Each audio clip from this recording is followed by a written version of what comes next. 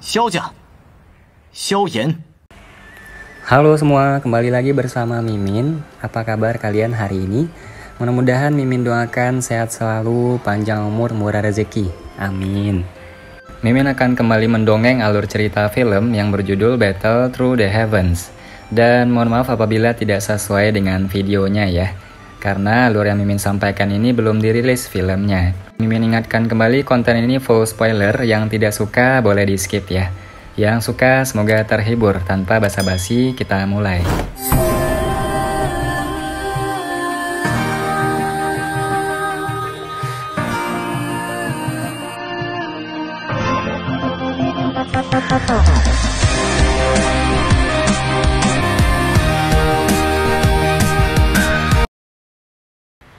Melanjutkan dari cerita sebelumnya. Tanah terbuka yang bising menjadi jauh lebih tenang setelah kemunculan sosok berjubah darah. Ketika aroma darah menyebar, beberapa siswa yang kekuatannya masih rendah merasakan hawa dingin di sekujur tubuh mereka meskipun matahari menggantung tinggi di langit saat ini. Aku khawatir orang ini baru saja kembali dan menjalankan misinya. Aura berdarah ini bahkan lebih padat daripada orang-orang dari wilayah pojok hitam. Alis wanita muda berpakaian merah itu menjadi vertikal, pupil matanya langsung menatap sosok manusia berjubah darah saat dia berbicara dengan lembut. Dia memang berhasil bergegas kembali ya. Wajah Baisan yang semula tersenyum menjadi sedikit lebih gelap dan lebih serius ketika dia melihat sosok manusia berjubah darah yang muncul. Di akademi luar Akademi Jianan, yang paling dia takuti bukanlah penyihir kecil yang menyebabkan ekspresi orang lain berubah ketika mereka mendengar namanya. Juga bukan Sun Er yang karakternya acuh tak acuh. Sebaliknya, pria inilah yang tubuhnya dipenuhi dengan aura berdarah. Selama 2 tahun ini, Baisan dan Wu Hao telah secara terbuka dan diam-diam bertukar pukulan lebih dari 10 kali. Sayangnya, setiap kali ia tidak memperoleh kemenangan, aura orang lain yang terdiri dari niat untuk membunuh demi membunuh benar-benar terlalu menakutkan. Baisan dapat meramalkan bahwa jika Wu Hao diberi waktu yang cukup untuk tumbuh, kemungkinan pencapaiannya di masa depan akan sangat menakutkan. Dalam bentrokan yang tak terhitung jumlahnya antara Akademi Jianan dan wilayah pojok hitam, selama beberapa tahun ini, pria berjubah darah ini bermandikan darah sepanjang jalan saat dia melangkahi mayat yang tak terhitung jumlahnya. Dia mengaktifkan dan memaksimalkan potensinya dalam pertempuran hidup dan mati yang brutal itu. Selangkah demi selangkah dia berjalan dari anggota biasa unit penegakan hukum ke level dia yang sekarang. Di unit penegakan hukum, pria ini memiliki nama panggilan membuat orang menghormatinya, Setan Darah. Nama sengit yang terbentuk dari darah dan mayat yang tak terhitung jumlahnya. Aura berdarah yang sangat padat. Wu Tianliang, orang gila itu, apakah dia benar-benar ingin melatih Wu Hao menjadi orang yang ada hanya untuk tujuan membunuh orang? Di kursi di tengah stadion, seorang lelaki tua berjubah kuning mengerutkan kening dan berkata, "Jika ini terus berlanjut, Wu Hao cepat atau lambat akan kehilangan alasannya karena aura pembunuhannya yang terlalu kaya." Aku rasa tidak. Meskipun Wu Tianliang mungkin eksentrik dan kejam, dia selalu memandang Wu Hao sebagai anaknya sendiri. Aku pikir dengan membiarkan dia datang untuk berpartisipasi dalam kompetisi kualifikasi akademi dalam, dia ingin membiarkan Wu Hao sementara mengambil cuti dari unit penegakan hukum. Sepertinya ada cukup banyak pesaing unggulan yang sangat luar biasa di kompetisi kualifikasi tahun ini. Wakil kepala sekolah tersenyum dan berkata, Baisan, Wu Hao, Sun Er, dan Xiaoyan yang muncul entah dari mana. Melihat kekuatan yang ditunjukkan oleh beberapa orang ini, tahun ini memiliki kualitas yang jauh lebih tinggi. Kamu telah melupakan penyihir kecil dari keluargamu yang membuat orang sakit kepala. Berapa banyak orang di akademi luar ini yang tidak takut padanya? Pria tua di satu sisi memutar matanya dan berkata. Wakil kepala sekolah tertawa getir ketika mendengar ini. Tatapannya diarahkan ke satu tempat di galeri tampilan. Saat dia menatap wanita muda berpakaian merah yang bersandar di pagar pembatas, matanya berdenyut dan tiba-tiba berkata dengan bingung dan jengkel, "Aku sangat puas dengan bakatnya. Namun karakternya itu membuat orang takut memberi pujian. Aku masih menunggunya menemukan pria yang baik untuk melahirkan bayi dan melanjutkan keturunan keluarga. Siapa sangka dia sebenarnya tidak menyukai laki-laki." Ketiga laki tua itu tidak bisa menahan tawa tanpa sadar ketika mereka mendengar kata-kata ini darinya. Baisan itu, Wu Hao, Lumu, atau bahkan Xiaoyan, semuanya adalah bakat yang jarang ditemukan. Di antara generasi muda, Mereka termasuk dalam kelas yang sangat luar biasa. Setelah kompetisi kualifikasi selesai dan mereka memasuki akademi dalam, 5 orang pertama akan menjalani ujian khusus sesuai aturan. Ketika saat itu tiba, aku pikir Jiahu akan sedikit tergerak setelah tinggal bersama mereka selama beberapa waktu. Orang tua di samping wakil kepala sekolah menghibur sambil tersenyum. Hujia kemungkinan adalah nama wanita muda berpakaian merah itu. Mendengar ini, ketiga laki tua itu hanya bisa menampilkan ekspresi yang sama sekali tidak berdaya. Wakil kepala sekolah menghela nafas dan membuang masalah ini yang membuatnya sakit kepala. Tatapannya sekali lagi terfokus pada kompetisi. Menyusul penampilan Wu Hao yang mengenakan jubah darah di arena, juri menunggu sejenak sebelum meneriakkan kompetisi dimulai. Teriakan hakim baru saja terdengar ketika lawan Wu Hao buru-buru mundur lebih dari 10 langkah. Douki beredar dengan cepat dan membentuk jubah Douki di permukaan tubuhnya. Dia mencengkram senjatanya erat-erat di tangan saat tatapannya menatap tajam ke arah Wu Hao, yang tetap diam di seberangnya. Dia bahkan tidak berkedip sekalipun. Para siswa di galeri tontonan di sekitar arena tidak mengeluarkan tawa mengejek saat melihat aksinya ini.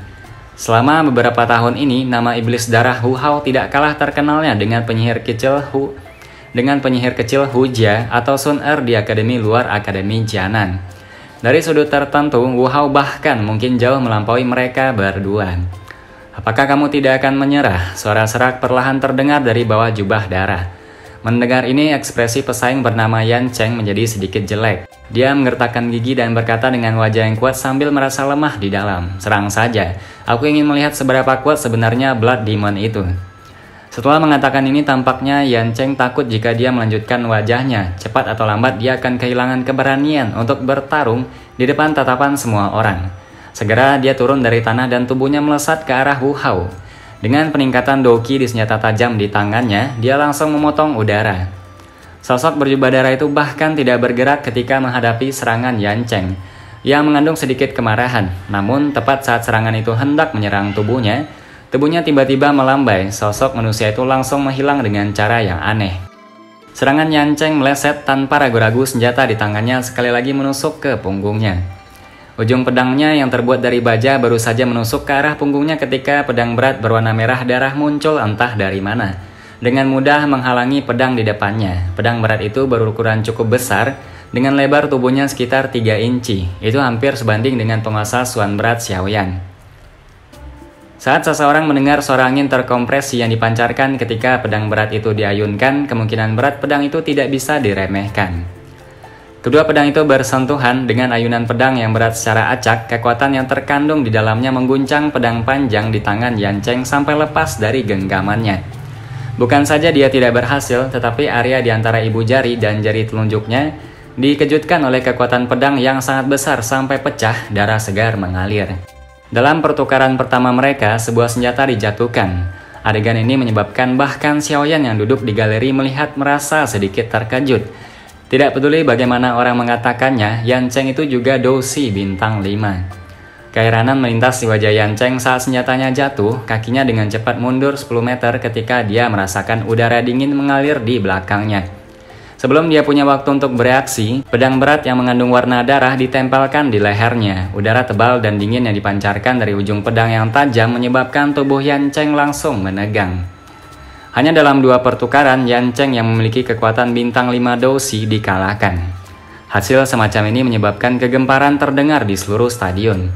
Meskipun hampir tidak ada orang yang memiliki harapan besar bahwa Yan Cheng bisa mengalahkan Wu Hao, tidak ada yang menyangka bahwa Yan Cheng hanya bisa bertahan dalam 2 kali pertukaran sebelum sebuah pedang diletakkan di lehernya.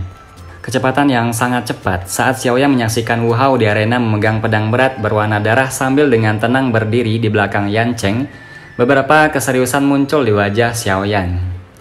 Hal yang paling baik dari Wu Hao adalah kecepatan. Selain itu, ia juga berlatih teknik Dou kelincahan tingkat tinggi kelas 1, Blood Shadow Flash. Dia telah meminjam efek unik dari teknik Agility Dou ini untuk muncul di belakang Yan Cheng tanpa meninggalkan jejak sebelumnya. Selain itu, kekuatannya juga sangat kuat. Ini bisa dilihat dengan jelas dari bagaimana dia mengangkat pedang besar yang berat itu dan mengayunkannya di tangan seolah-olah itu adalah sesuatu yang ringan. Sun Er di sisinya dengan lembut mengungkapkan beberapa informasi mengenai Wu Hao. Dia juga sedikit khawatir bahwa Xiaoyan akan dirugikan karena tidak memiliki informasi yang cukup jika dia akhirnya menghadapi Wu Hao. Kecepatan dan kekuatan tidak lemah, bukankah itu sangat mirip denganku? Xiaoyan mengangkat alisnya dan melirik pedang berat di tangan Wu Hao. Dia kemudian melirik penguasa Xuan berat di punggungnya. Keduanya adalah senjata tipe berat yang sama. Jika mereka berdua bertarung, itu akan menjadi pertandingan kecepatan melawan kecepatan, kekuatan melawan kekuatan. Orang ini tampaknya menjadi lawan yang bahkan lebih tangguh dari Baisan. Aku harus lebih berhati-hati terhadap orang ini nantinya. Pada saat Wu Hao meletakkan pedang berat di leher lawannya di dalam arena, seorang hakim buru-buru meneriakkan kalimat agar kompetisi berakhir. Kompetisi kualifikasi dapat mentolerir cedera, tetapi akademi tidak ingin melihat kematian. Oleh karena itu, ada aturan dalam kompetisi bahwa seseorang tidak dapat melakukan pukulan mematikan ketika pihak lain tidak memiliki kemampuan untuk melawan. Jika tidak, dia akan dihukum berat. Aturan ini adalah sesuatu yang mungkin dipatuhi orang lain, tetapi bagi Wu Hao yang terbiasa membunuh orang, itu hanyalah sesuatu yang sepintas. Karena itu, hakim itu tidak berani menundanya. Pedang berat berwarna darah di tangan Wu Hao sedikit bergetar ketika dia mendengar suara hakim. Dia segera menariknya kembali perlahan. Saat pedang berat itu ditarik, seluruh tubuh Yan Cheng menjadi lelah saat dia pingsan sambil berulang kali terengah-engah. Wu Hao mengabaikan Yan Cheng yang berlutut di samping kakinya. Jubah merah darahnya sedikit bergetar, dan sepasang mata acuh tak acuh perlahan bergerak ke atas di sepanjang galeri tontonan. Akhirnya dia berhenti di tempat di mana kelas Huang kelas 2 menonton. Lebih tepatnya, seharusnya itu berhenti di Xiaoyan yang duduk di samping Sun Er. Di bawah fokus tatapan yang tak terhitung jumlahnya, dia mengangkat pedang berat berwarna darah di tangannya. Akhirnya dia menunjuk Xiaoyan dari kejauhan, suaranya bergema di seluruh stadion. "Kamu Xiaoyan? Apakah kamu berani turun dan berkelahi denganku?" Suara serak yang acuh tak acuh menyebabkan seluruh galeri tontonan terkejut. Tatapan yang tak terhitung jumlahnya mengeluarkan suara desir saat mereka berbalik ke arah pemuda berjubah hitam yang tidak jauh. Tatapan Xiaoyan menatap tajam ke arah Wu Hao di arena. Matanya menyipit sebelum dia segera berdiri perlahan di depan tatapan yang tak terhitung jumlahnya. Tidak ada sedikit pun ketakutan di wajahnya, bahkan ketika menghadapi kekuatan besar dari lawannya. Kedua pasang tatapan bertemu di udara, dan douki yang lemah dan kuat secara bersamaan keluar dari tubuh mereka berdua tanpa persetujuan sebelumnya. Riak energi sedikit juga menyebar dari permukaan tubuh kedua orang itu. Ini adalah fenomena yang diciptakan oleh douki dengan cepat beredar di dalam tubuh mereka. Melihat mereka berdua yang mulai saling berhadapan dengan kekuatannya, para siswa di galeri tontonan di sekitarnya segera menjadi bersemangat. Jika kedua orang ini bertarung, itu pasti akan menjadi pertempuran yang sangat sengit. Sun Er sedikit mengernyit di samping Xiaoyan. Dia membuka mulutnya, sikapnya yang ragu-ragu di mana dia melayang sebelum berbicara, sebaliknya mengungkapkan keinginannya untuk menghentikan Xiaoyan. Tetapi pada saat yang sama, khawatir jika dia berbicara, para siswa itu akan berpikir bahwa Xiaoyan hanya tahu bagaimana bersembunyi di balik seorang wanita. Karena itu kata-kata yang keluar dari mulutnya akhirnya tidak disuarakan. "Bertarunglah. Akan lebih baik jika kalian berdua akhirnya menderita luka serius dan membiarkanku menghemat energi." Baisan dengan dingin tersenyum dan melihat dua orang saling berhadapan dari sisi lain galeri tontonan.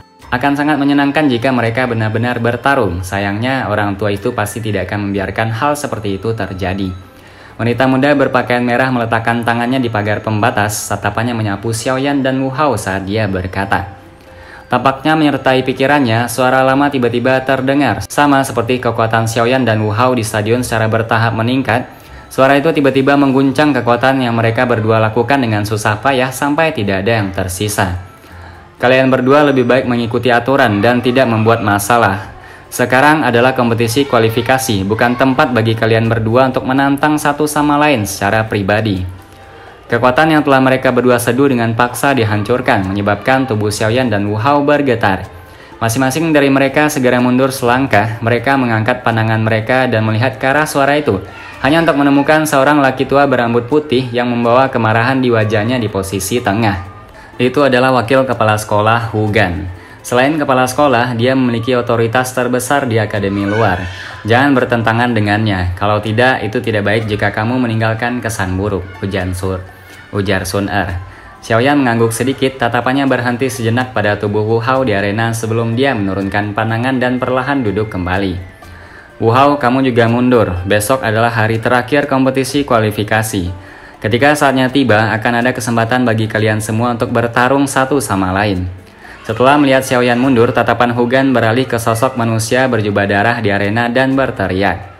Wu Hao sedikit mengernyit alisnya saat mendengar teriakan Hugan, namun matanya menatap tajam ke arah Xiaoyan yang duduk di galeri tontonan. Setelah mereka bertukar pandang untuk sementara waktu, Wu Hao menjabat tangannya dan pedang berat berwarna darah itu ditempatkan ke dalam cincin penyimpanannya.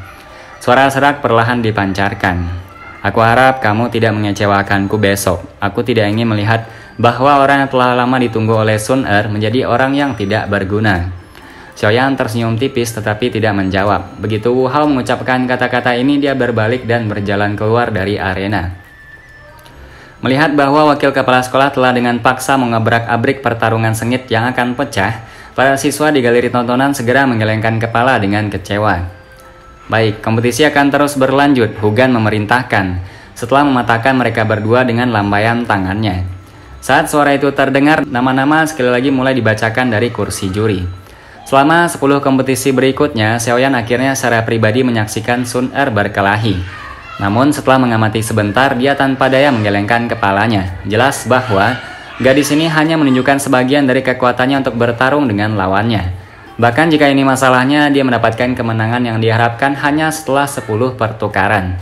Tidak lama setelah Sun Er bertarung, Baisan dan wanita muda berpakaian merah itu juga maju untuk bertarung sekali. Kedua orang itu memang layak menjadi orang-orang yang telah diperingatkan oleh instruktur Wolling untuk berhati-hati. Lawan kedua orang itu masing-masing adalah bintang 6 Doushi dan bintang 7 Doushi. Bintang 6 Doushi yang telah menghadapi Baisan sedikit lebih baik. Setelah 10 pertukaran dengan Baisan, dia memilih untuk mengambil inisiatif untuk mengakui kekalahan dan akhirnya meninggalkan arena tanpa cedera. Lawan wanita muda berpakaian merah di sisi lain sangat tidak beruntung. Kedua orang itu selesai melakukan etiket awal dan sebelum suara juri selesai mengatakan mulai, wanita muda berpakaian merah itu anehnya sudah muncul di depan lawannya. Telapak tangannya yang lembut dan melayang mengandung kekuatan yang kuat yang menyebabkan ekspresi orang-orang sangat berubah. Dengan tamparan, dia dengan keras memukul bintang 7 Doushi yang memiliki jubah Douki keluar dari arena.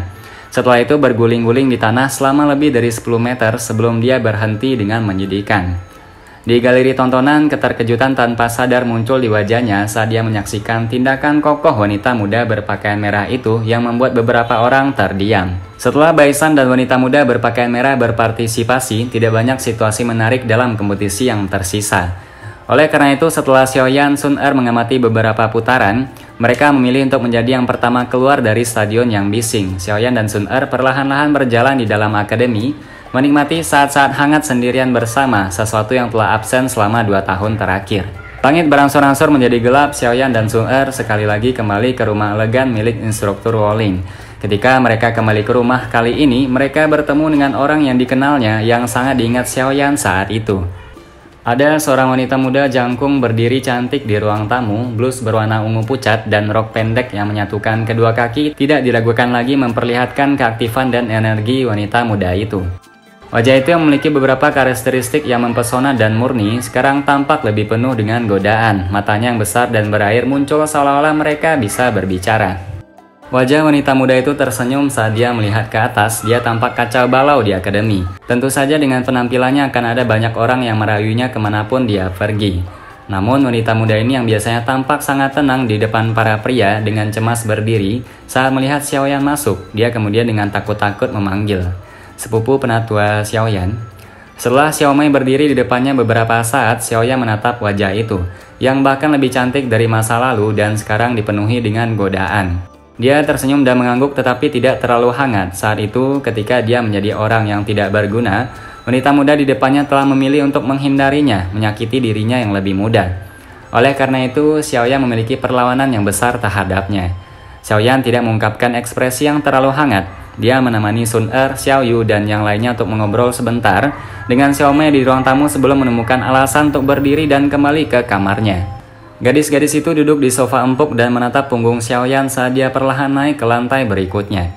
Xiaomei menggigit bibir merahnya erat-erat dengan bagian belakang giginya, matanya dipenuhi dengan kekecewaan dan penyesalan. Setelah beberapa hal dilakukan dengan salah, tidak ada lagi kesempatan untuk berdamai dengannya. Saat itu, sebelum Xiaoyan menjadi orang yang tidak berguna, hubungan antara Xiaomei dan Xiaoyan bisa dikatakan sebanding dengan hubungan antara Xiaoyan dan Sun Er. Namun sejak si jenius jatuh dari langit, dia memilih rute yang berlawanan arah dengan Sun Er. Sun Er masih tinggal di sisinya dan tidak pernah mengkhianatinya, sementara dia terlalu realistis. memotong batas yang sangat memilukan antara mereka berdua. Sun Er hanya bisa diam saat dia melihat ekspresi muram Xiao Mei. Dia mengerti Xiaoyan dengan sangat baik. Pria ini yang tampak lembut, sangat angkuh di dalam hatinya. Xiao Mei telah menyakitinya saat itu. Terlepas dari apakah itu disengaja atau tidak, dia akan selamanya kehilangan kesempatan untuk sepenuhnya memperbaiki hubungan antara mereka berdua. Tidak peduli bagaimana seseorang yang telah menyakitinya di masa lalu memperlakukannya di masa depan, dia akan mengalami kesulitan besar untuk menerimanya. Pada titik ini, Xiao Mei adalah orang seperti itu, dan Nalan Yanran juga seperti itu. Saat itu, ketika Xiao Mei telah memilih untuk mengasihkan diri dari hubungan dengan Xiao Yan, serta ketika Nalan Yanran datang ke klan Xiao untuk membatalkan pertunangan, Sun Er mengatakan satu kalimat, "Aku harap kalian tidak akan menyesali ini di masa depan." Sun Er tiba-tiba memuluskan nafasnya saat dia memikirkan hal ini. Dia bersukacita sedikit pada pilihannya saat itu. Kalau tidak peduli seberapa luar biasa dia, kemungkinan dia tidak akan pernah menembus hati pria itu. Cahaya bulan yang redup menyebar ke ruangan yang tenang dari jendela. Xiaoyan duduk bersila di tempat tidur. Ada sedikit fluktuasi di udara sekitarnya, benang energi mengikuti nafasnya dan memasuki tubuhnya. Setelah itu disempurnakan menjadi doki dan disimpan di dalam kristal dou dari pusarannya. Pelatihan ini berlangsung selama 3 jam, baru saat itulah Xiaoyan perlahan membuka matanya. Gumpalan api berwarna hijau melintas melewati pupilnya yang gelap, itu menghilang dengan cepat. Ada peningkatan jumlah doki di dou kristal. Menurut kecepatan ini, aku seharusnya bisa mencapai bintang 6 dadoshi jika diberi waktu 10 hari lagi. Xiaoyan mengepakkan tinjunya saat dia bergumam pelan. Xiaoyan memegang potongan batu giok kuno, dia merasa sedikit linglung dan sedih.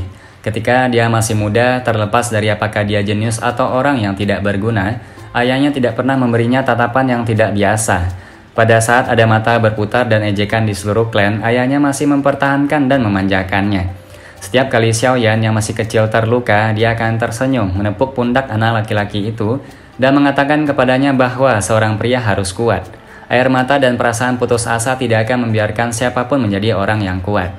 Semua ini menyebabkan Xiaoyan yang memiliki semangat dewasa lain untuk menerimanya, menempatkan ayahnya pada posisi yang sangat penting di dalam hatinya. "Ayah, aku akan menemukanmu." Xiaoyan memegang potongan batu giok itu erat-erat di kepalanya.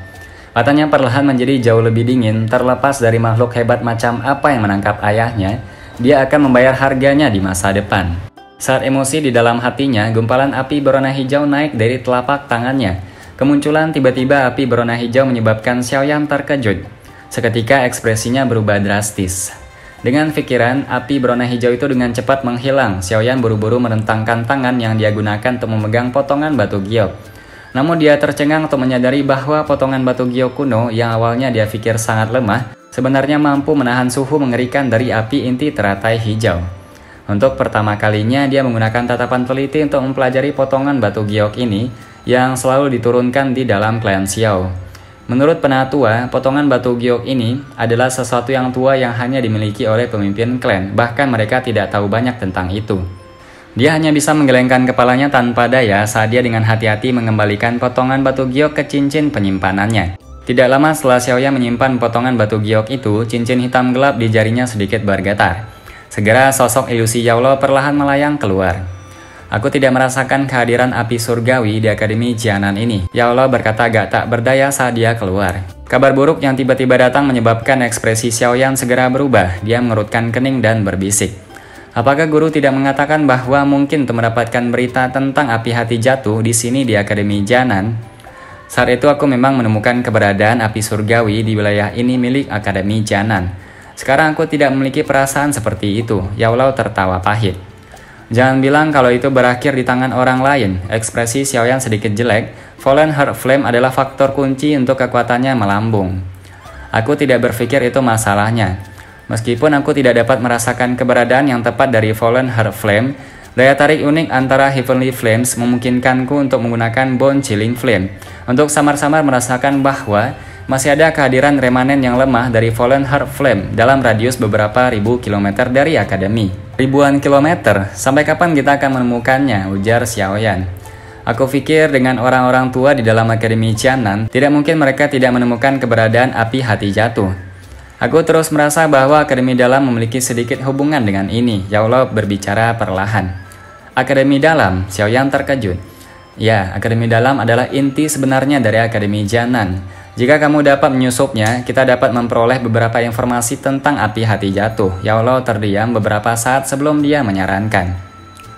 Aku akan mencoba yang terbaik. Xiaoyan menghela nafas karena dia sudah tiba di Akademi Jianan. Wajar jika dia tidak akan pergi dengan tangan kosong. Aku akan jarang muncul nantinya. Ada orang kuat yang menyembunyikan dirinya di dekat sekitar pacar kecilmu. Tidak nyaman bagiku untuk muncul terlalu lama agar tidak ketahuan. Begitu Yaulo mengatakan ini, tubuhnya bergoyang dan memasuki cincin hitam. Xiaoyan menyatukan alisnya sedikit saat melihat Yaulo menghilang. Dia mengangkat kepalanya dan melihat bulan yang bersinar di luar jendela sambil bergumam. Akademi dalam, apakah tempat itu memiliki Fallen Heart Flame? Semoga itu tidak mengecewakanku. Film pun berakhir, mohon maaf kalau ada salah-salah kata, sampai jumpa di video selanjutnya.